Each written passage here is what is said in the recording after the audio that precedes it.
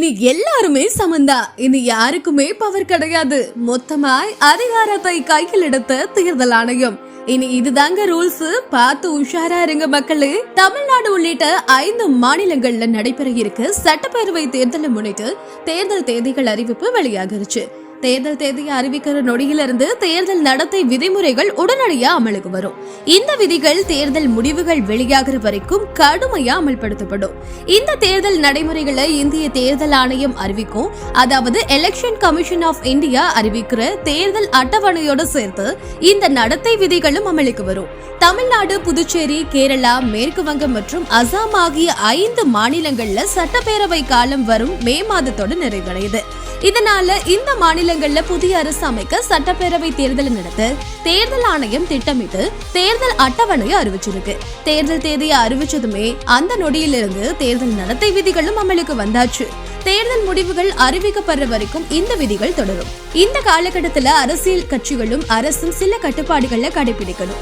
தேர்தல் நடத்தை விதிகளின்படி தேர்தல் காலத்துல எந்த ஒரு புதிய திட்டத்தையும் அரசு அறிவிக்க முடியாது. அடிக்கல் நாட்டுதல் விழாக்கள், புதிய சாலை திட்டங்கள், நலத்திட்ட உதவிகள் வழங்குதல் போன்ற நிகழ்ச்சிகளை நடத்துவதற்கும் தடை விதிச்சிருவாங்க. இது ஆளுங்கட்சிக்கு தேர்தல் ஆதாயம் கிடைக்காம இருக்க உருவாக்கப்பட்ட விதி. தேர்தல் காலத்துல அரசு அதிகாரிகள் அல்லது பொதுத்துறை ஊழியர்களை தேவையில்லாம பணியிட மாற்றம் செய்ய முடியாது.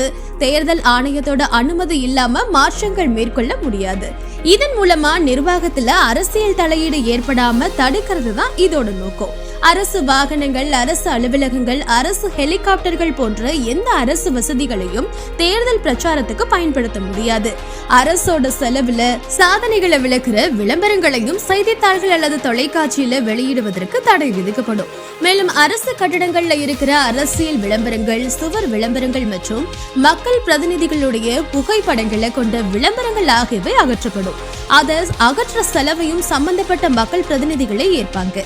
தேர்தல் பிரச்சாரத்தின் போது அரசியல் கட்சிகள் எதிர்கட்சிகளோட கொள்கைகள் மற்றும் செயல்பாடுகளை விமர்சிக்கலாம். ஆனா அவங்களுடைய தனிப்பட்ட வாழ்க்கை அல்லது குடும்பத்தை குறிவைத்து விமர்சனம் செய்ய அனுமதிக்க மாட்டாங்க. வாக்குகளை பெறுவதற்காக சாதி அல்லது மத உணர்வுகளை தூண்டுற வகையில பேசுறது தேர்தல் சட்டப்படி கடுமையான குற்றமா கருதப்படும். அதே மாதிரி கோவில்கள், மசூதிகள், தேவாலயங்கள் போன்ற வழிபாட்டு தலங்களை தேர்தல் பிரச்சாரத்துக்கு பயன்படுத்துவதற்கும் தடை விதிச்சிரும். மேலும் வாக்காளர்களுக்கு பணம் கொடுத்தல், அச்சுறுத்தல் விடுத்தல், ஆள் மாறாட்டம் செய்தல் போன்றவை தேர்தல் சட்டத்தின் கீழே ஊழல் நடைமுறைகளா கருதப்படும். இது போன்ற செயல்களில் ஈடுபட வேட்பாளர்கள் மீது கடுமையான நடவடிக்கையும் எடுப்பாங்க. மேலும் வாக்குச்சாவடிகளில் இருந்து 100 மீட்டர் தொலைவுக்குள்ள பிரச்சாரம் செய்கிறதுக்கு தடை. வாக்குப்பதிவு நடைபெறுவதற்கு முன்பு 48 மணி நேரத்துக்குள்ள பொதுக்கூட்டங்கள் நடத்தவும் அனுமதி இல்லை. அதே மாதிரி வாக்காளர்களோட வாகனங்கள்ல ஏற்றி வாக்குச்சாவடிக்கு அழைத்து வருவதும் சட்டவிரோதமா கருதப்படுது. மேலும் தேர்தல் காலத்துல அதிக செலவு, ரொக்க பணம் எடுத்துட்டு செல்லும் போது அதிகாரிகள் சோதனை நடத்துவாங்க. பொதுமக்கள் 50,000 பணத்துக்கு மேல ரொக்கம் எடுத்துட்டு போனா அதுக்கான உரிய ஆவணங்களையும் வச்சிருக்கணும்.